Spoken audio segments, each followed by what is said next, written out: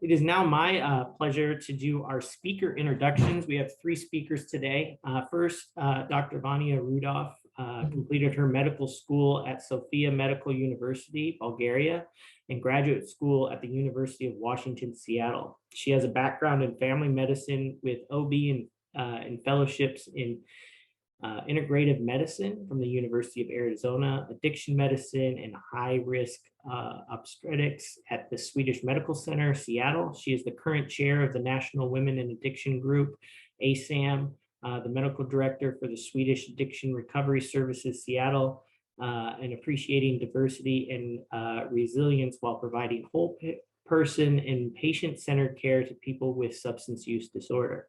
She strives to make a positive change in the life of her patients while fostering compassionate and trauma-responsive care to meet people where they are and to allow them to have healthy and full, satisfied lives. She and her husband, Greg, have three amazing children, Joelle, Ness, and an overseas brother, Leonardo, and a puppy, Ziggy. She loves to cook, garden, and be outside with her family whenever possible. So welcome, Dr. Rudolf.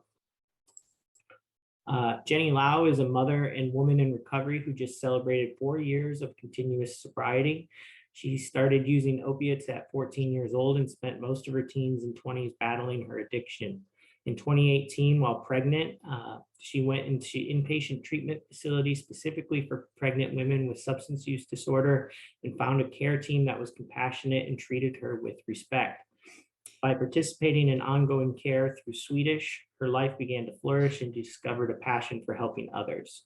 Jenny hopes to use her story to advocate for greater access to services and compassionate and trauma-informed care for people with substance use disorder. So welcome, Jenny. Masitsa Mahanji has been sober since her first day at Swedish CUWPS program back in August of 2017. She was pregnant and using and needed help and reached out and received the most wonderful care from Swedish doctors, nurses, and staff. Now she has a beautiful and healthy, strong 4-year-old daughter named Nala. Nala is a testament to the exceptional care she received while at Swedish program. Masitsa continues to flourish and also raises her 13-year-old Kaylin, who is simply a joy to have back in her life. Masitsa celebrates her sobriety and her continued success by being a voice for women like herself who have gone through the trials and tribulations that she has witnessed. She continues to spread the word and to advocate for compassionate care and racially equality in the healthcare industry, especially when it comes to pregnant women and substance use disorder. She believes in positive change and non-judgmental and stigma-free healthcare, and she is here gladly to share her lived experiences and offer her voice and story. So welcome, Masitsa. And at this point, I will stop sharing and turn it over to Dr. Rudolf to share her screen. Thank you so much, John. And I see a lot of people here joining. We really appreciate all of you being here today. And I'd like to start with gratitude by acknowledging all of you as leaders and caring healers who have the potential to change lives every day. I hope you can see my screen right now. Our presentation is titled Whole Person Care for People with Substance Use, Stigma, Trauma, and Compassion.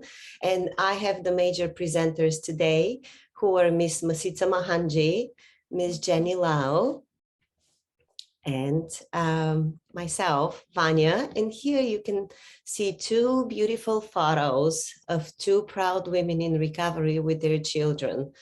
3.5 years ago, we advocated with our governor, and this is his photo here, Jay Inslee, and the Department of Health and the Washington Healthcare Authority, that we make a very innovative way of how we look at care. So we advocated, instead of providers teaching and increasing awareness, to include the birthing living experience and the people with living experience. And we were wonderfully surprised that we had a lot of support. As you can see here, this is Miss Masita Mahanji with our governor at one of our very first educational sessions, where she got to empower a lot of providers to appreciate the people in recovery. And we also have Miss Jenny, and I will encourage them just to say good morning and introduce themselves very briefly to the audience in ways that feel comfortable to them. Good morning, I'm Miss Itzan, and as you can see, that's my little girl Nala, who's 4 years old right now. So it's really cute to see that picture of us way back then, but it's also a testament and a reminder of this wonderful work that I've been doing with Miss Jenny and with Dr. Rudolf. And I am so grateful to be here. So thank you so much for having me. Masita, when you look at the photo, this photo was literally taken 3.5 years ago. You also recognize the amount of work that you have been able to contribute to, and it has been a road of joy and also a lot of hard work. So thank you for being here. Jenny. Hey everyone, I'm Jenny. I'm super grateful to be here this morning. Thank you for having us. I love this photo, seeing all of us. That's my son, Charlie. He will be 4 next month. And just any opportunity that I can have to share my story and help increase awareness for compassionate and trauma-informed care, like I'm all for it, because it saved my life and it gave that little boy a mom. And so I just couldn't be more grateful. Thank you. When you look at the beautiful photo and Charlie with the cheeks that clearly show breastfed baby, you also appreciate the joy when you look at Jenny's smile, being able to feel very happy in her life and being able now to contribute to a meaningful change and allow providers to learn from your experience means a lot. We have no disclosures. Our objectives are to talk about substance use disorder, focus on substance use disorder in pregnant and post-pregnant people, discuss a couple of myths and truths, also elevate big barriers to care, which are stigma, racism, disparities, and trauma, and how all of us can embrace trauma-informed care and find opportunities to improve non-judgmental, equitable care, talking about provider wellness and education, and at the end, giving a little bit of tips how we can facilitate empathetic relationships and culture of respect and dignity while treating people with substance use disorder. Our first myth is addiction just happens. We do live in a world where stigma, opioid pandemic, racism pandemics contribute to this myth that addiction just happens. When you look at the numbers, you can directly appreciate how opioids affect lives. You can also appreciate how opioids take away lives. Masita, when you look at the data, what are the thoughts that resonate with you?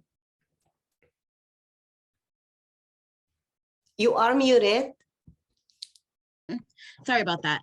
I know that I was part of this, those numbers, and just the myth that addiction just happens, to me, it doesn't just happen.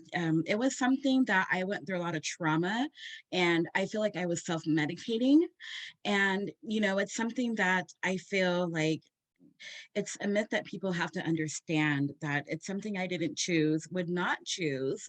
And I did have a lot of trauma in my life that led to me self-medicating. And so that's something that just resonates with me when I look at those numbers. Thank you, Masita. Jenny, what thoughts come to your mind? Yeah, absolutely. I mean, I think that even in my own use, I used to think at a certain point, I would always think, oh, I can stop whenever I want. I can stop whenever I want. And then I got to a certain point and I was like, I can't stop even though I want to. And just with the numbers and the increase, I've seen it around me. I mean, more people are dying, more people that I know are addicted. And it's just, it's shocking. And I am very glad that I got out when I got out, because it's just it's killing so many people. You appreciate how initial use became a problem, and then it was really hard to stop using. And also, we live in the fentanyl era where unintentional overdose has become a big problem. And especially in Washington state and in Seattle, most of the opioids currently that are being used, around 70%, are directly related to fentanyl. And 70% of the unintentional overdoses and deaths are directly related to fentanyl. Now let's talk about barriers to care. We would like to start with stigma. The way it is described is it is a social process that can reinforce relations of power and control. It does lead to status loss and discrimination for the stigmatized. Where does the word come from? It comes from ancient times, stigmatos, when the slaves, when they were purchased, they were branded so the owners can recognize who they were. It does lead to stereotypes and labeling. And most importantly, it creates further barriers that are terrifying when we think of fear, how people are being judged, how losing custody of children or any legal repercussions directly related to use could lead to incarceration or even more medical problems. We also have the discrimination, especially if we talk about pregnant people with substance use disorder.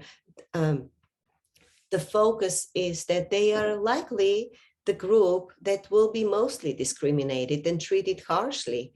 Other barriers to care are the shame, the lack of resources, the bias, the lack of sober support, transportation, the criminalization and punishment. Our voice today and plead and advocacy is that it is immoral and unethical, also very much cruel to punish women and birthing people for the chronic illness of substance use disorder. Masita, how do you relate to stigma and what experience can you share with us?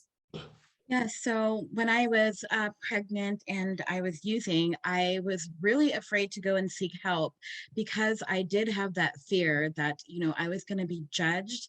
I had already lived a fear of stigma, because being African American, a woman, and then I was pregnant and I was using, I felt like, oh my goodness, these are all barriers that they're going to treat me this way or judge me. So I did not have a lot of knowledge about, and I didn't receive a lot of care because I wasn't able to reach out to people that did care about me. Or even when I did, I came across people that did judge me and stigmatize me.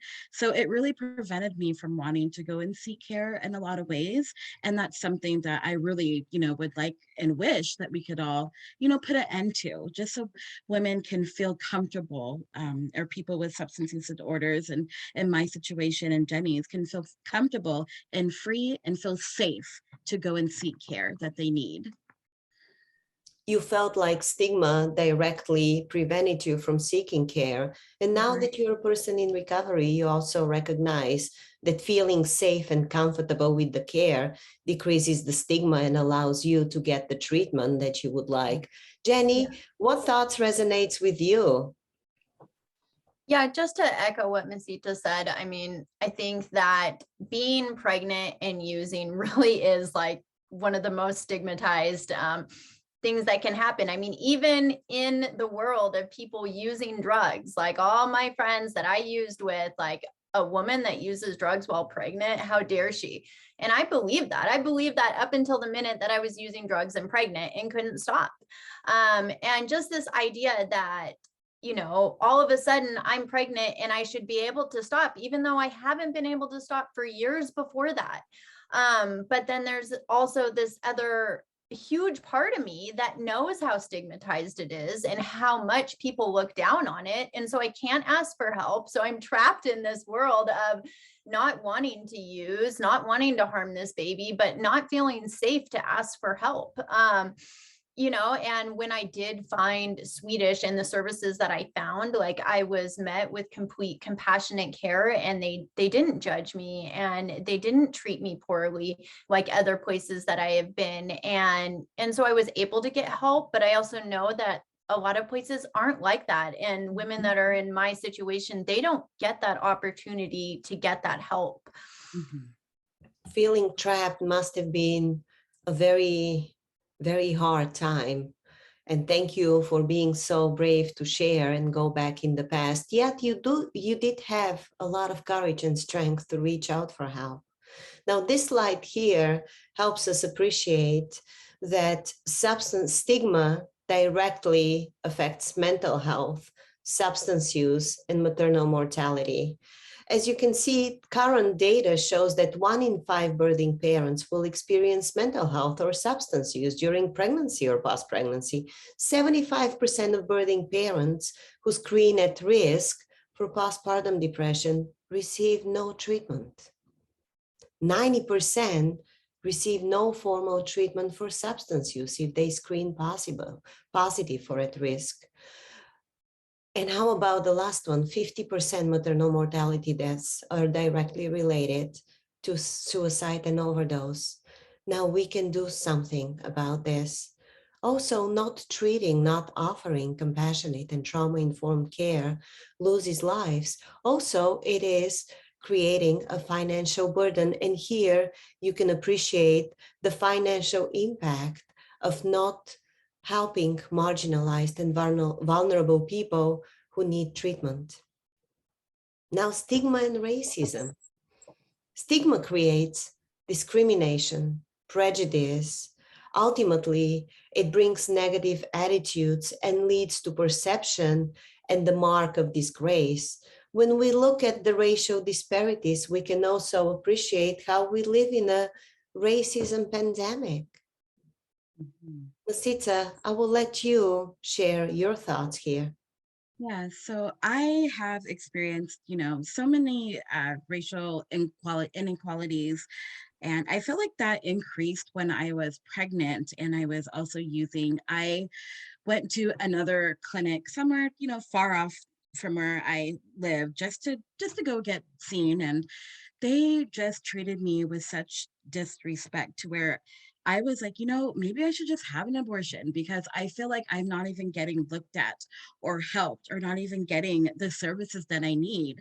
And I just remember I had gone back there one more time, and even the father to my child, who is Caucasian, he was just like, I think if I would have went with you, they would have treated you differently. And I was like, well, what do you mean? And he was like, well, I think because you're, a single Black woman and you're pregnant and using, they probably looked at you differently, which maybe he was right. But it's such an atrocity that to think that I would have to take him along with me to get that respect for treatment.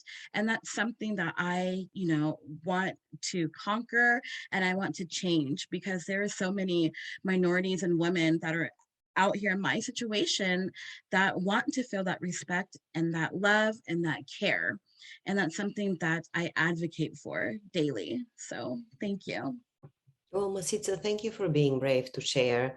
Social No. determinants of health have the impact on racial and ethnic maternal health disparities. And you, as an educated Black woman, you appreciate your potential to create to a very positive change. And thank you for being here.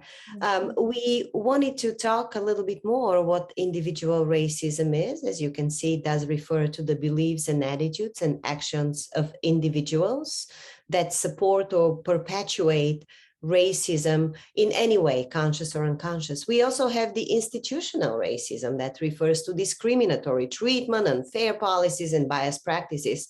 We have the systemic racism that refers to white historical and systematic oppression of non-European groups that manifest in the structure and operation of racist societies. And then we have anti-Blackness that refers to our society's hatred of Blackness, colorism, and also permeating through all races or ethnicities. It is a theoretic, Dr. Ross calls it a theoretical framework that illuminates society's inability to recognize our humanity. And we have anti-racism. This is the opportunity for all of us that refers to the conscious decision to make frequent, consistent, equitable choices every day, which means that all of us have an opportunity, a responsibility to be self-aware, to self-reflect, and contribute to a positive change through life. Masita, how would you like to share this light with the audience? Yes, I see in quotes it says, in a racist society, it is not enough to be non-racist. We must be anti-racist, which, yes, I fully embrace that quote, and I think it takes a lot of everyone, all of us coming together like this. And I see we're all of different ethnic groups and minorities and just coming together and embracing that and sharing that and learning that. And that's something that, there's so much that has gone on in this past lives, like we know with George Floyd and the Black Lives Matter. And it's been such a last couple of years of us having to reflect on that. And so I just know that when I went to Swedish, they treated me with such dignity and respect. I just put that other clinic out of my mind. And I said, wow, now this is what I'm talking about. This is what it means to feel respected and to feel like equal. And so I would just like all providers, and all doctors at hospitals to follow that same Swedish model. Masita, thank you for sharing. You appreciated going to a place that treated you equally and treated you with respect. And you're right that all of us can take a stand and appreciate the potential of anti-racism, everybody joining hands and not being silent.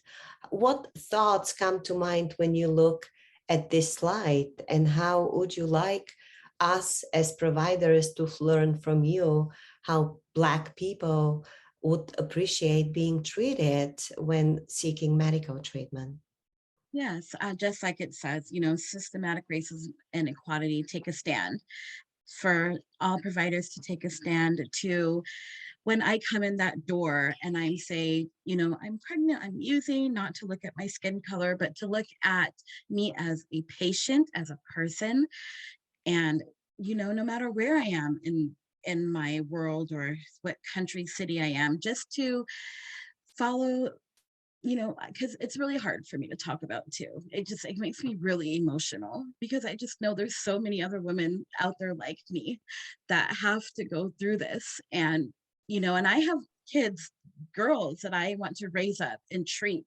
I want them to be treated with that respect and equality. So this is something that is very dear to my heart and touching to my heart. Just listening to us, having that compassionate care, that compassionate talk, that respect, and treating us, like we matter. We are equal. And to me, it sounds very simple, it does, but it's just, I know it's to execute that and to do that. And hopefully by us coming together and by me sharing my story and, hopefully within time, the world can be a kinder, better place. So that is very dear to my heart. Well, Masita, your courage and strength empowers us to appreciate how we can be healers. You want to be treated with respect. You deserve respect. And you are a person who appreciates how listening and how receiving compassionate care makes a big difference. Yes. Now, all of us can be an ally. And all of us can appreciate how marginalized communities have long histories of confronting justice and long-standing health disparities that bear witness to those bitter realities. Here are a few tips for us how we can appreciate anti-racism and equity. Jenny, being a person who is also a patient, I wonder how you would like to share your thoughts based on the slide. Sure. I mean, I think these are really good suggestions.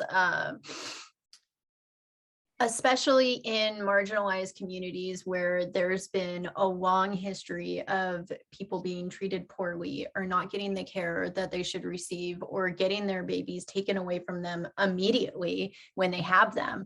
I would imagine creates a lot of distrust and apprehension when seeking care. So I think that, you know, it's going to take time and a lot of trust and a lot of compassion, but to build that trust. But we have to start somewhere. And I think all of these are good suggestions of coming with that start and, you know, really being able to meet people where they're at. Well, thank you for sharing. I feel honored and privileged to appreciate the resilience of our patients every day. I also work at Swedish Medical Center, where we have been making an effort for the past few years to really change the way we think, we practice care, and change the system. So I'm very grateful to share with you that we have been making real steps to decrease systemic racism, and I will share more a little bit further. Now, our truth is that addiction does not just happen. We have a lot of health equities, as Masica pointed out. We also believe that addiction is a chronic brain disease that is treatable, and it is our responsibility to join hands and take a stand and make a difference. Now, the truth is that instead of punishment and instead of racism, we have a lot of, and stigma, we have a lot of alternatives. Now, look at this beautiful baby face, the same beautiful face as baby Nala and baby Charlie. We saw Masica and Jenny, and naturally we smile because we know that we deeply care, and every birthing person who develops a disease cares so much to do her best for her children. Mhm. Now, another alternative is offering compassion. Now, here I'd like to share with you a photo of my kids when they were younger. We would make an effort, and every evening we would do our kind of funny yoga compassion to make ourselves laugh and appreciate our bond. And I find that compassion is related to three major components: kindness, mindfulness, and common humanity. And the slide where we see compassion in the middle creates so much beauty all around. Look at these really nice values that we can much appreciate. Compassion is also connected with mindfulness, the way that we pay attention to the present moment without any judgment and experience. And why we want to talk about compassion and mindfulness is because this is the first step, how we can break major barriers to care, especially when we relate to stigma and racism, how we pay attention to the present moment, how we relate to any experience without judgment and learning from this experience, and ultimately appreciating it as something that deeply moves and boosts your integrity in your unique way. I think of compassion and mindfulness as a beautiful dance. Mhm. That ultimately, when we dance, it creates oxytocin. The same thing is when you have a mom with her baby. There's so much oxytocin when, just you connect to nurturing, affection, and social bonding. Masica and Jenny, how do you appreciate compassion and mindfulness as tools to decrease stigma and racism? Yes.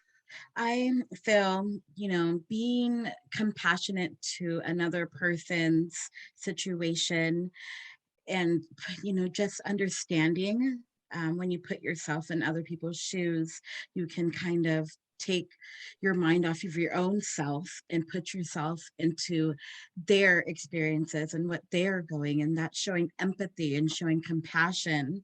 And yes, being mindful of their situation and what they're going through and who they are as a person, and not just automatically, judging off of the color of their skin or off of, them being pregnant and using. Just being able to get rid of those negative thoughts and filling it with positive thoughts with that compassion and mindfulness.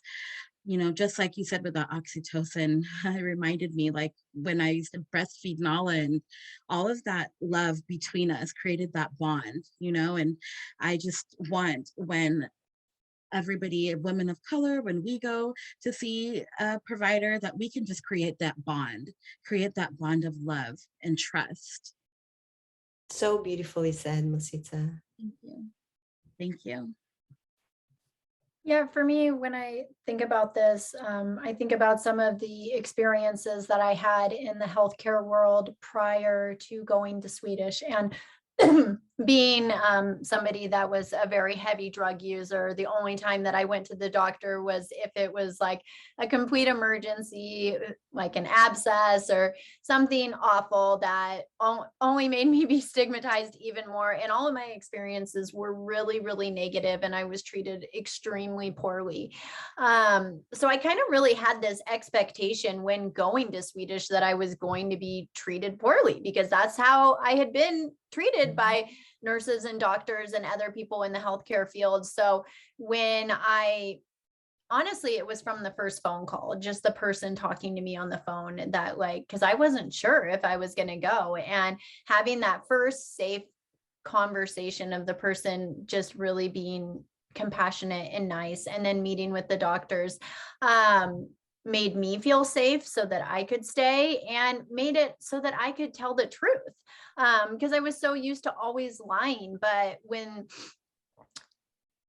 the doctor that did my intake was being mindful of where I was at and treating me with compassion, I was able to give honest answers so that I could get put on the right medication and start with my treatment. And ultimately, I think that set me up for success. Well, Jenny, thank you for sharing, which brings us to myth number 2, addiction is a choice. We do live in a world where, as we already reflected, stigma, racism, a lot of disparities contribute this false impression that addiction is a choice. There is a very strong relationship between trauma, adverse childhood experiences, high-risk behaviors, and addiction. Both Jenny and Masita alluded to trauma and the impact that it has had in their life to make them feel isolated and to make them feel more vulnerable while they had an active disease.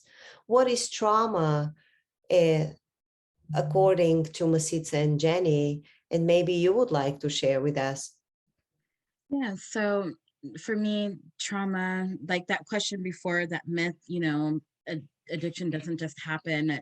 And I was saying, I don't believe it doesn't just happen. I didn't choose it, because I did go through a lot of trauma in my life. And for me, personally, I had a lot of trauma with abuse, and I would self-medicate because I had such low self-esteem, and I was so depressed and had a lot of PTSD.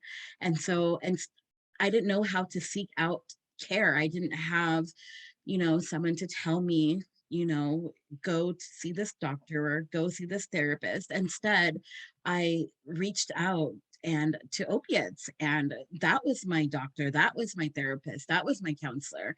And it turned out to be the worst decision that I had made, but yet in hindsight, maybe the best decision that I made, because I ended up finding the care at Swedish. And, when I was pregnant, and I ended up having this beautiful daughter and going on to do these amazing things with advocacy. So with me, trauma, it really started, yes, with my past experiences of what I went through in my life. And it's something that, still brings like bad memories to me, still brings PTSD to me. But now I have coping skills. Now I am able to take a breath, to relax, and now I'm able to deal with it and handle it in a safe and healthy way.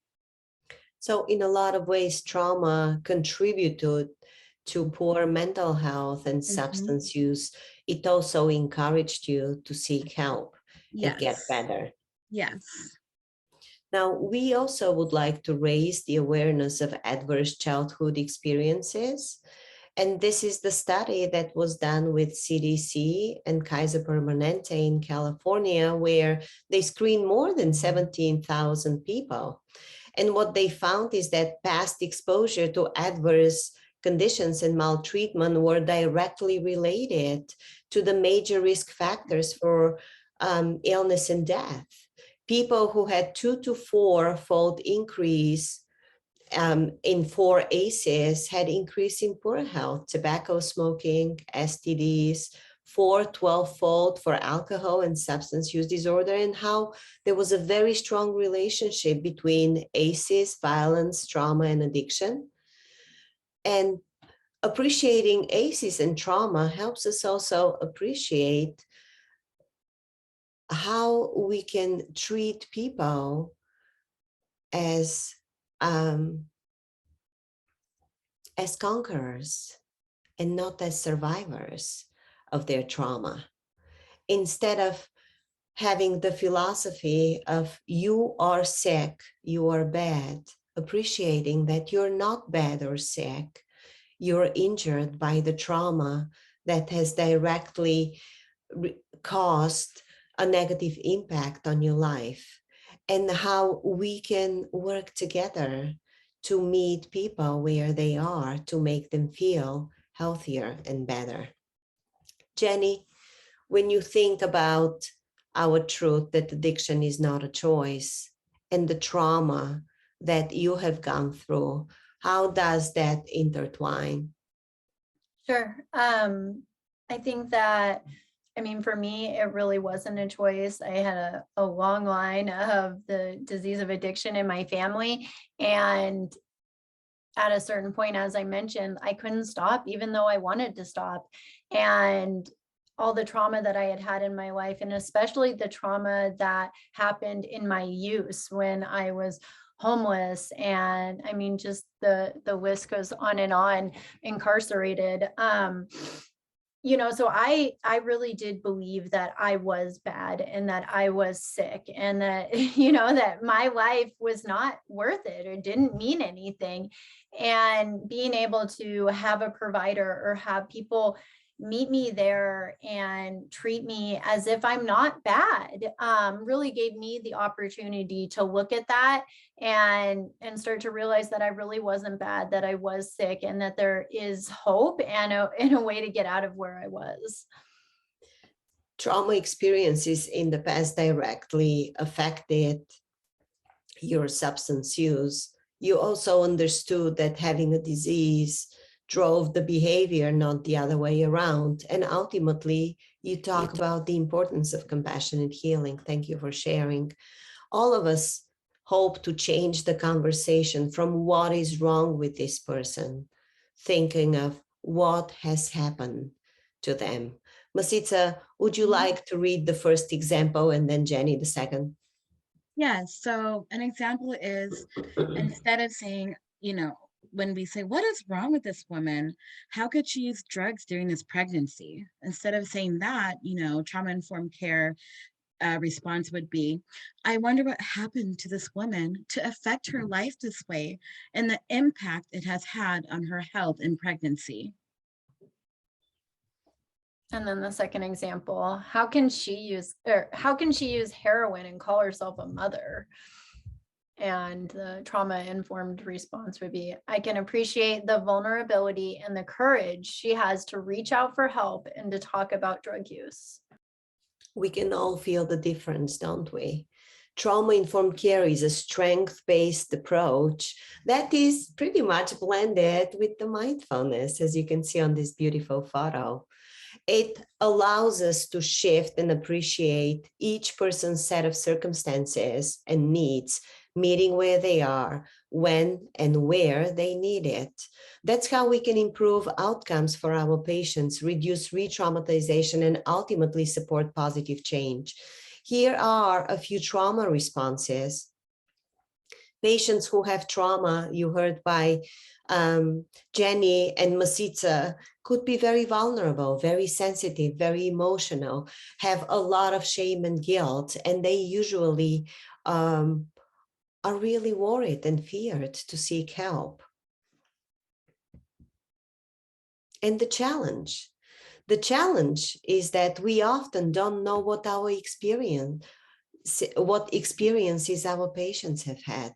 So it is important to approach everyone with a very compassionate, sensitive manner.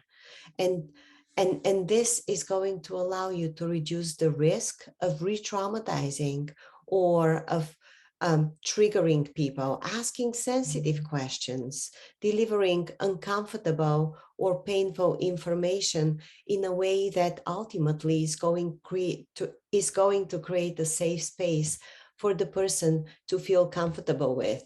We also live in this world where medical providers overshadow you, and sometimes we approach and manage troubling behaviors without appreciating the person and the trauma. Jenny and Masica, when you look at this photo, what thoughts come to your mind? Yes, so environmental factors. It says sometimes the way we approach or manage troubling behaviors with people in crisis exacerbates the behaviors. Which I think it's true. Like the way you approach someone, sometimes it either heightens their anxiety, or if you approach them very calmly in a soft, pleasant voice and manner, it tends to decrease their anxiety and make them feel safe and comfortable. So I think, that is true. I think that the way that you have the energy that's coming off of you, it plays a role. The way you speak, how you speak. And I think that's something to take into consideration with healthcare providers and with their patients. Yeah, I would agree. And then also just for me, when I was, excuse me, using drugs, like pretty much everybody around me was above me, whether that was like a counselor or peer support or a doctor, like especially people like doctors or correctional officers, where I already had this like huge level of like power difference. And so I think when somebody like that is able to really meet me where I'm at and treat me with respect, it makes such a huge difference. Mm-hmm.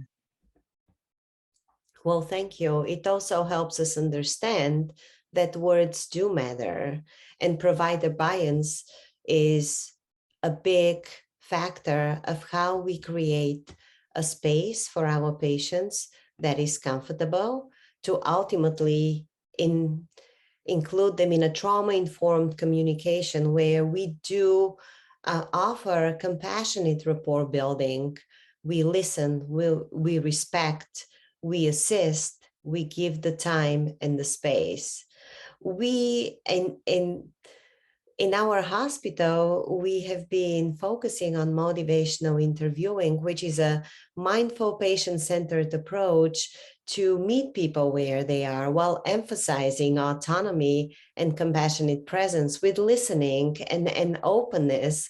And I find that motivational interviewing becomes, in a way, a part of your life, where you try to be kind, you try to be respectful to everybody. And I do smile because recently we discussed, Masica and Jenny, how motivational interviewing and trauma-informed communication are very important and how sometimes you use it in your daily life. So Masica and Jenny, would you like to share?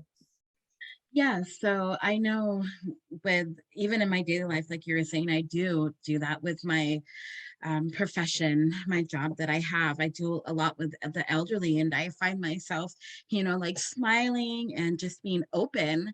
And I find I get a better response out of them, and I find that they're scared coming in, and because I own an adult family home and it's their first time coming in and they're just frightened and scared and maybe want to go home. And I just, lay a soft hand on them. Well, I ask permission first. Is it okay if I just kind of comfort you, and asking permission and using that soft voice and smiling. And I'm thinking, well, I'm using mindfulness right now. I'm using trauma-informed care. And I feel like that's just widespread, that can be in adult family homes, it could be in hospitals. And I think that's something that's universal, that is really helpful.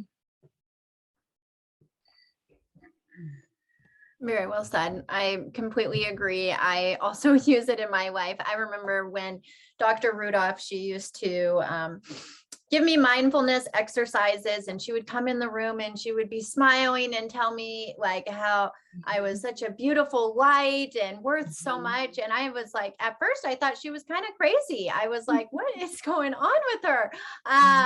But as I started to believe those things and get that trust with my provider, like now I could not be more grateful for it. And I've been to a lot of treatment centers and a lot of different things, and I've never been treated the way that I was at Swedish, and the difference that it made. I mean, I never stayed clean at those other places, and I have here. And so I really do take that out into my life. I find that it's much easier to be nice and not make assumptions about people. I don't know, it's just a better way of living. I use it with my child, I use it in my job, and for me, I find a lot more happiness inside of myself, and I see that in the people around me as well. Learning how to communicate and be respectful and be compassionate, on the one hand, helps you appreciate who you are. It also boosts recovery, and it helps with re-traumatization. And here are system and relationship ways for us to look what hurts and how we can approach re-traumatization. Also, trauma-informed environment is so important for us to recognize at home versus outside versus work, and how we can help people and patients. So what helps? Masica and Jenny, when you shared with us about your trauma, that was very brave.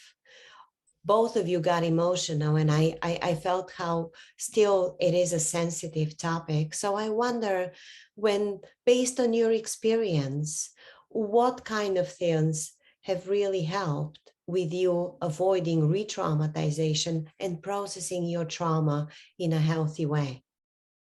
I think for me, what has really helped was getting that comfort from providers such as yourself, Dr. Rudolph. Like, you've really helped me through that. And just knowing that I'm not alone, being surrounded by the other women when I was at the program, I felt like, I had a family, I had a tribe. And that was very supportive, because I had felt alone in so many ways. And I felt like I was handling all of my trauma alone, and I was doing this all alone. And so when I felt like I had that support, and I had my tribe, and I had all of these women that I can relate to, and doctors that I felt like I could trust, that gave me a solid foundation for me to stand on. And it gave me that motivation to just feel like I'm okay with this now. I can talk about it, and I won't, because before I would talk about it and I would just get even more emotional than I would, or I would just feel re-victimized. But knowing that I had a safety net of a tribe of women and doctors that I could speak to, that is what really helped. Like it says here, the environment, safety, trustworthiness, all of those things I experienced when I was in the CUPS program. And so to this day, that's something that I would advise another person that's going through them. say, find your tribe, find, that support system, because, surrounding yourself with that really does help. That was Yeah. so beautifully said, Masitza. Mhm. Thank you. Mhm. And I agree completely with everything that Masita said. I think for me, safety was huge. Being able to feel safe in a situation or with somebody that was trying to help me, because for so much of my life, I felt unsafe. And then having that choice and empowerment, I've always felt like there's a right answer and a wrong answer. And I've usually been able to tell whoever it is that I need to tell the right answer. But this time around, like there wasn't a right or wrong answer. I felt okay within myself to say whatever it was that I was feeling or did, and I was safe in that. And so I think all of those things really empowered me to be able to share my story, to tell the truth, and to really look at that trauma and move on from it and grow. Mhm. Well, thank you for sharing and how we manage our own reaction and how as providers and how we are able to create this safe space that is comfortable for patients helps them feel not alone, helps them that they really feel reassured that they have, as Masitza said, their own tribe. And also safety, as Jenny pointed out, creating this space where you are very compassionate, you're very respectful, and you treat people with dignity. The Mhm. trauma-informed communication offers all that, creating this awareness, safety, giving people choices, respecting their autonomy, and ultimately including them and empowering them to have positive change. As Jenny pointed out, I probably sound crazy to a lot of people. I try to be the cheerleader that will remind people of their own resilience, of their courage, of their strengths, and will empower them in ways to see the beauty when they are so shamed and feel so guilty. And it just warms my heart to see that both, I'd like to share with you that both Masitza and Jenny now have become leaders in our Washington state. They helped us create our Washington Perinatal Collaborative. And later today, they actually will be leading like a major event to empower people to really learn from their experience. And here we are trying to discuss how we can approach challenging conversations, remove or decrease barriers to care, and ultimately look at our internal bias and appreciating opportunities. A lot of times trauma contributes to the escalating or difficult behaviors that sometimes we recognize: judgment, shame, traumatic childbirth. Masitza pointed to the Black and, just birthing parents of color, how they can experience higher rates of disrespect and mistreatment that ultimately creates to a negative impact of maternal and even fetal or neonatal outcomes, and how we can work towards offering the comforting and positive regard that will offer that respect.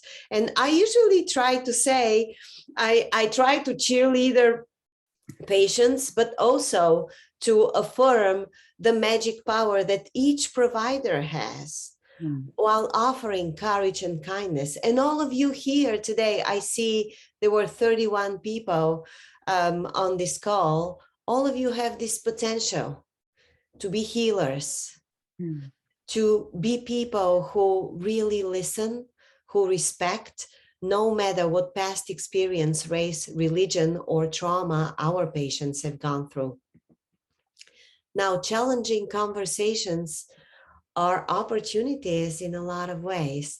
And here are 4 ways where we can offer the culture of dignity and respect while communicating with people in a very compassionate way. Masitza and Jenny, would you like to share with the audience? Yes, so challenging conversations and opportunities. I see here it says 4 ways to de-escalate with positive reward and communications. So basically for me, I like what they're saying here, like ask for permission. I know sometimes people, like when I was pregnant and I was, they would just automatically go and touch my belly. And I was like, wait, can you ask me first? I'm already vulnerable. And then, respect my privacy, respect my space. So just kind of like when I'm in those situations, I like to ask for permission, asking permission to treat, paying attention, and to be inquisitive. That to me, I feel like sometimes I've talked to other providers and I feel like they're not really listening to me. But to know that when a provider is paying attention, they repeat things that I have said. And I'm like, oh, wow, yes, they really were paying attention. They really were listening. And they'll, confirm and affirm those things. And it makes me feel validated. And I really agree with those with those thoughts, because just you're in someone's personal space, ask permission, paying attention, and validating. Those to me seem to really help with challenging conversations and opportunities and speaking respectfully. I had mentioned before that soft voice, that kind voice, the one that Dr. Rudolph already possesses. I fell under her spell like the minute she spoke to me. I was like memorized and still am. So, those are all helpful things. Yeah, I agree with that as well. And I think asking for permission is so huge, not just with medical providers, but just in life in general. I found that when I ask my friends if it's okay if I do something or help them, it just gives them the opportunity to really be a whole person and having genuine compassion. Like I can usually tell if somebody is just placating me or pretending to be nice, but being able to have genuine compassion really means so much to me and to other women in my situation. And then listening to what we have to say. And I think that all of these things are really basic, like human interaction tools. But sometimes when there is those power dynamics, it's easy to get away from those things, because, that person is there to get help from you. So I just think that like being able to bring it back and treat the person, like an equal, just makes a world of difference. It does make a big difference, Masitza and Jenny. Thank you for allowing us to learn from you. And listening is also a big one, as Jenny pointed out. And now we wanted to talk with you how we approach and address the different barriers to care that we already outlined. Now we have COVID, we have pandemics, we have so many health equity opportunities. And if we were Harry Potter with the magic wand, there are 4 areas of growth that we have outlined that directly remove the barriers to care. The first one is provider wellness. How can we offer the compassionate care that has healing and dignity unless we are healthy for ourselves? Being able to offer provider support, education, outreach is essential. And then improving access to no wrong care, no wrong door, whole person care, while offering that trauma-informed, compassionate, bioethical, racially equitable treatment that is also evidence-based. And finally, combining it all together with innovative value-based frameworks that ultimately improve comprehensive, longitudinal, and care across the lifespan. Now, the first one, ARS Wellness, I wanted to share with you that at our team, we started a wellness project. We said it is time for us to approach trauma and also dig a little bit deeper about burnout, wellness, secondary trauma. So every Wednesday, I bring fresh berries to our team. We have a staff meeting and everybody loves it. And it has been going on for the past 3 years, and fresh antioxidants and berries bring a smile to people's faces. Also, it helps them appreciate good health. We also do team walks. We have started anti-racism, Black Lives Matter quarterly workshops. We find ways to practice gratitude and mindfulness. We also do team huddles, as you can see here. We have counselors, we have nurses, we have medical providers, learners. We gather everybody in a circle and we share, we check in within each other. Everybody shares how they feel, whether it is good or challenging.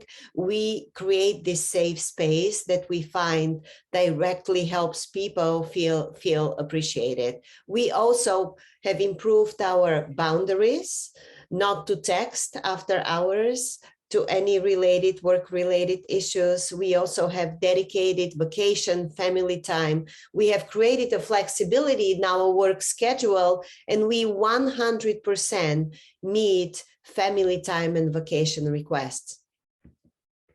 And we also wanted to evaluate it. So this started January 2019, and right before COVID struck, we did pre and post evaluation. And now we are doing a second one, and we have here are some numbers for you to share. We improved the wellness by 60%, decreased the burnout by 70% and the secondary trauma. We also improved the provider comfort about talking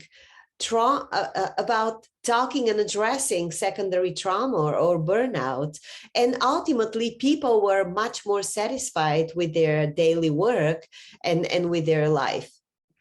And here we also have created a provider attitudes tool where we have found a way to quantitatively and qualitatively assess stigma, compassion, knowledge, comfort level of care, and referral to treatment.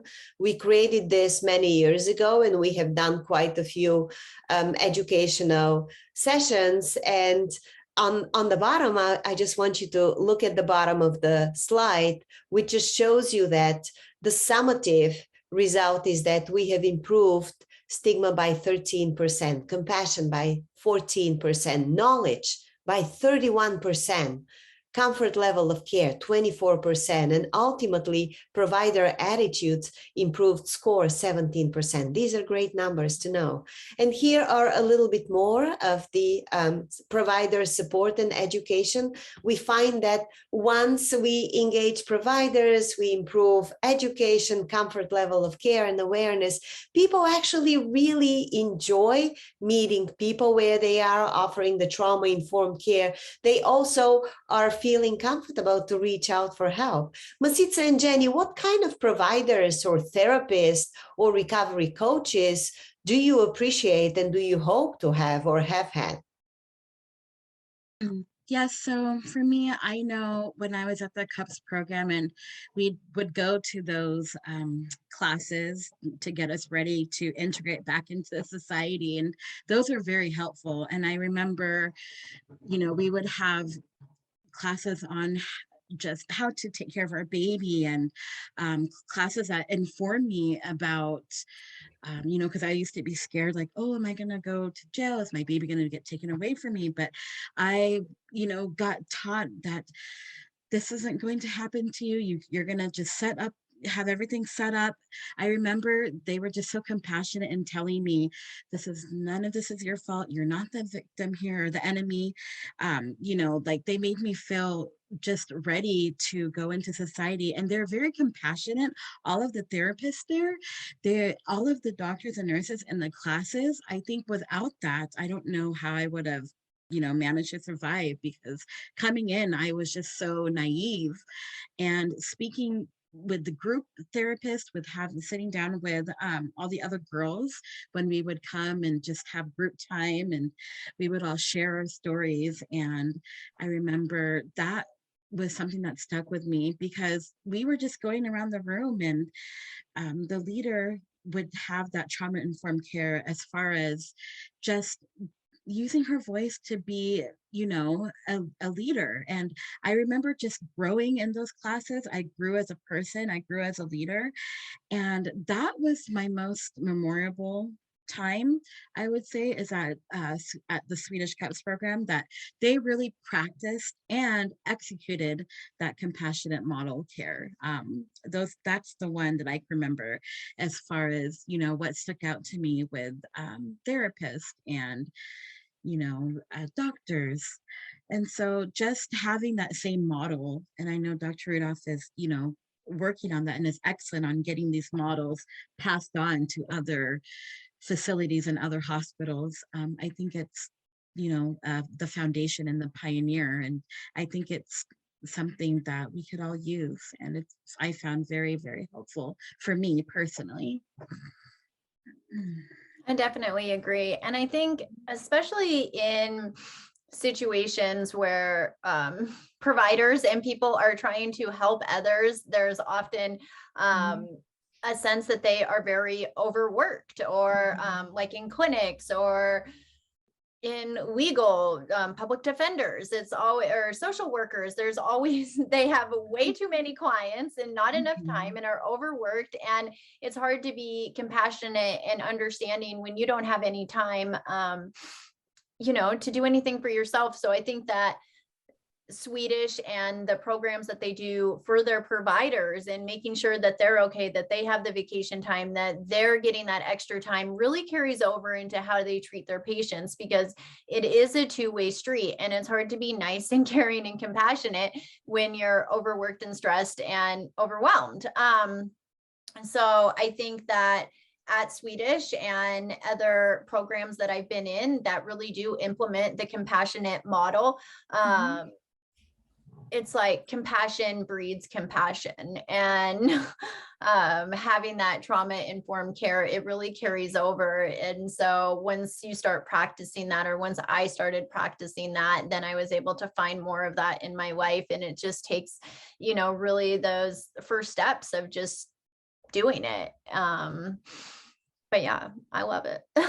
These are great thoughts. And now maybe we can share with the audience about our compassion model. Yeah. So a few years ago, we appreciate compassion so much. We thought, how about if we really put the meaning into action? And we created the compassion model that stands of community of maternal parenting support for substance impacted people and newborns. And in the inpatient setting, it allows for 5-day extended postpartum floor stay for birthing parents, for their newborns, and for their family members. This is also during COVID times right now, okay? And this unique and innovative compassion model not only promotes trauma-informed and respectful comprehensive care that is patient-centered, it is individually tailored to each person, and it offers the whole person support. So we allow zero separation, not only for the newborn, we allow zero separation for the whole family, and we encourage the birthing parent to feel empowered to bond with her baby. And we normalize post-delivery experience while boosting people's resilience and confidence that they are self-sufficient, and we empower them to do their best. And we focus on 5 areas. We call those the 5 S's. S number 1 is sobriety. We find that this is a very essential time to stabilize people. We have started to see a lot of people who, for instance, are pregnant without any prenatal care, and they have been isolated until the very end of their pregnancy. So when they arrive in the hospital, not only they deliver, but they have not had a treated disease. So we initiate buprenorphine, we initiate methadone. We have very unique protocols to initiate buprenorphine, especially now during the fentanyl challenging times. And it has been beautiful to appreciate that the 5 days allow you to stabilize a person on medication for opiate use disorder, no matter what, and also to offer that warm handoff. So as number one is sobriety, we also offer the mental health and the psychosocial component and treatment. And we focus on safe home. We allow parents and families to find strategies and resources on where you will go next. We also offer that sober support. I was very happy to hear John shared with me about the SAMHSA grant that you have in your state to offer peer recovery support and coaches. We do the same at our state, and we are funding it. We also focus on self-care and self-sufficiency, discussing nutrition, tobacco cessation, breastfeeding, lactation, chest feeding support, whatever the person desires. Also very compassionately addressing contraception and giving options to people, and ultimately setting people for success, giving them information, options, boosting autonomy, to ultimately create a safe plan and offer a warm handoff that the person after the hospital discharge will feel confident and comfortable that they are set for success. Now, these are some numbers for our compassion model. Both Masitza and Jenny were allowed to stay after their delivery for a few extra days, where they just bonded and they enjoyed being there for their children. We practically have eliminated neonatal withdrawal and NICU admissions. I wanted the audience to hear from Masitza and Jenny. What is the value of being able to be there for your child while you're in the hospital, and to have the time to do it while continuing your medication for opiate use disorder, while navigating conversations with CPS or social work if those are needed? Yes, I think the benefit for having those extended days was I was able to practice breastfeeding, and I had a lactation nurse come in, and that was wonderful because I'm a big advocate for breastfeeding and mother's love. And I was able to get that bonding time with no interruptions, as far as where if I was somewhere else, there would be so many distractions. And here I was able just to focus on that breastfeeding, focus on nourishing my child, focus on that skin to skin contact. And I also was able to get birth control put in right then and there, which, was something that I was very happy about, because I felt safe and secure moving forward in my future that, okay, now I'm okay. I have this protection in me with birth control. I'm able to focus on raising my baby, as well as continuing to take my medication and to go to classes, because I still wanted to participate and keep myself healthy and sober. So I really appreciated that I got the time to have all of these bonding experiences with my child, get my birth control in, and also I was able to talk to the social worker, and she confirmed, you have you have a home to go to, you have a plan, you're going to do outpatient treatment, you're good to go. We don't need to open up any CPS case, you're good. And that was such a relief over me, because being in the program, they allowed me to set up my life for living outside. And that in turn was able to have the social worker come and say that was like a relief, because, I was scared. I was thinking, okay, wait, now that I've given birth, like what's going to happen? Are they going to take my baby away? But no, none of those things happened, because Swedish Hospital, the CUTS program prepared me for the outside world. And those 5 days in there, it was a relief for me, because as a new mother, I had given birth before, but this was a whole different territory for me. This was a new mother for me, on my buprenorphine, and taking my baby home. And so everything was new to me. So it allowed me to decrease my anxiety. It allowed me to feel confident as a mother, and it allowed me to ask questions that I need. They did many rounds with us. They rounded and during those rounds, I took the opportunity to ask questions. I took the opportunity to learn from them as much as I could. And even as the 5 days were coming to a close, I was like, do I have to leave? Like, can I stay longer? But, I knew in reality I had to go home, but it was fine because when I left, I was armed with all of that knowledge. My baby had no symptoms. She was doing great. And she was really a living, breathing testimony that this program does work. Very beautifully said. Yeah, those 5 days to me were everything. I think, I went into the Swedish Cups program when I was 7 months pregnant. So I was pretty far along. And I think my number one biggest fear was, are they going to take my baby from me? And then my second fear is my baby going to need something because I'm on buprenorphine? So those two things, like, I was stressed about constantly, and working with Swedish, they got me set up with, we have a program here that gives you a caseworker for 3 years that will help you with everything. And I was really able to prepare myself for the time, because I knew they prepared me that, yeah, you're probably going to have CPS come to the hospital. That's a reality. But here are some things that we can do to help make it be a positive outcome. And so I was able to prepare for that.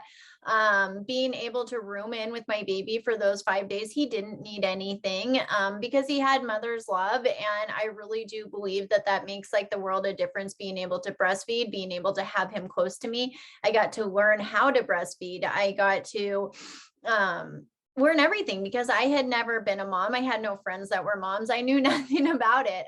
But Swedish really prepared me. They gave me classes on nutrition and different ways to hold your baby, breastfeed your baby. I mean, the list could just go on and on. And so all of those things really prepared me for being able to take my baby home. They made sure I had a car seat, that I had a safe home to go to.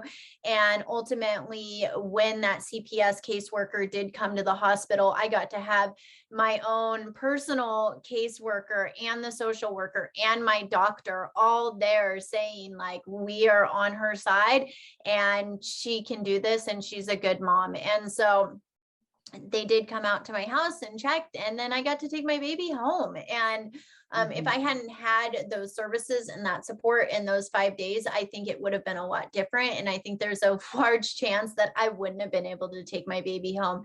And I would imagine for myself personally, had I not been able to take him home, I probably would have gotten loaded. I don't know, because I didn't have to deal with that. And instead, I got to take my beautiful baby boy home and be a mom to him. And now I have the opportunity for him to never see me use a drug and to just be a great mom and an advocate. And so I love that model. I hope that everywhere can implement that model. Moms should be with their babies. Well, Jenny and Masica, we appreciate your experience and also your thoughts. And we are very happy to share with the audience that our state actually created billing codes. And in July, we are implementing the compassion 5-day postpartum floor stay in the whole Washington state, with the goal that more states next year will be able to, just implement if they're interested in. We also went one step further. And as you can see here on this photo, in 2018, we attended the March of Dimes Gala. And we presented the notion of March of Dimes becoming an organization that will focus not only on preventing preterm birth, but preventing the causes of preterm birth, which is untreated, mostly untreated mental health and substance use disorder. So we did start working on an outpatient, longitudinal, and comprehensive model that creates this beautiful mental health, wellness, substance use disorder curriculum at any setting, whether it's a telehealth or in-office setting. And as you can see, Masica and Jenny both are one of the leaders who have been working with us on the curriculum. And we have 4 major areas that we focus this framework. We focus on access, equity, diversity, equality, parenting, and recovery focus. And we offer it now on Zoom, and we meet once every 3 weeks, and we have a group Zoom setting for moms on buprenorphine, and both Masitza and Jenny are active participants in that. And this is a model that with March of Dimes, we just presented at the National Addiction Conference, and different health systems will be able to also adapt if they're interested. And I wanted to share with you and invite also Masitza and Jenny to reflect on the power of offering ongoing medical and also peer support via the group Zoom medically shared visits that we offer. What kind of thoughts resonate with both you and Masitza and Jenny? Yeah, I think in times of COVID, you know, I think it's great that we can now do everything with Zoom and still be active, because I remember before we were doing it in person, and then that was great because we were like seeing each other face to face. But then when the pandemic hit, I'm just glad that it didn't go away. I'm so happy that we were able to switch to the Zoom and get, you know, mothers in the comfort of their own homes to be able to come and join. And I think it's something that's very beneficial because it does provide the flexibility to be able to, you know, wherever they are, they can hop on, join that call and see each other, and you have your once again tribe, as I like to call it. And I think it just offers that continued support, and it also lets the women know that you are not alone, or, you know, this has not ended. This is still a continuation of your sobriety and support system. And I think that, you know, goes a long way, because I think I would love to have these women in my life for a lifetime. You know, I've become close to them and become to share my stories with them and listen to their stories and be able to emphasize with them, and you create this connection and this bond. And you know, we as humans, we have to be bonded with each other and be connected with each other. And I feel like however we can do that in person, like Dr. Rudolf said, or through Zoom, let's do it and let's keep it going. And I think it's very, you know, positive, and it's something, it's not only it's an added bonus, you know, but it's something that can help, you know, even save people's lives. Maybe there's a woman that's going through a depression or battling like suicide, who knows? And if just meeting with this group once a month helps that person to get out of that, you know, depression, then that is so great. You know, we've done our job as a society, as a tribe, as a group. So I definitely think it is beneficial. And I'm so proud of us women that we are continuing to do this. Absolutely. I love our group Zoom meetings. You know, I am active in a 12-step fellowship, and, you know, I think that being on buprenorphine is still rather stigmatized in 12-step fellowships. So for me personally, it is important to have a group that I can discuss about the medication that I'm on, and being able to really be vulnerable and raw and talk about my life and where I'm at. I think there's so many facets to recovery, and for me personally, so many things that I need to do to make sure that I sustain lasting recovery. And the group Zoom visits are huge, and especially like the idea that I'm meeting with my doctor and talking about my addiction with other women that are going through the same thing. Like, it's kind of mind-boggling to me, but it really does work. And it's been such a huge, impactful group in my life, and I hope that I can just keep doing it forever. I'm sticking around. It's been, 4 years, and I'll keep going. Amen. We really appreciate the opportunity that you allowed all of us to discuss the importance of the patient's voice and choice. And I'm very grateful for Masitza and Jenny's courage and strength to be teachers to us today. And I will ask them to finish the presentation their own way. Yeah, I just always look at these beautiful little feet and seeing the mother's, hands holding them up. And it doesn't necessarily have to be mother, it could be father, aunt, uncle, sister. And what I'm getting at is just if we can just all lift each other up with compassion and care and respect, it really, really goes a long way. And I just see us doing it all together. And as we have our motto that can we do it? And then how we always say, yes, we can. I truly believe that. I truly believe that we can come together, lifting each other up, and we can all do this together. Thank you so much for having me. Absolutely. Yes, we can. Basically everything she said, she really ended it perfectly. But I think especially in this day and age when there are so many people dying from this disease of addiction, it's so important that we come together and lift each other up. I know a little over 4 years ago, nobody really had any faith in me, and I especially didn't have any faith in me. And today they have a lot of people that have a lot of faith in me. And so being able to step over that line and give that compassion, because you never know, whose life you can save. And I've seen some pretty incredible transformations within myself and other women. And I just appreciate each and every one of you that are out there advocating for change and improving our system. So thank you so much for having me today.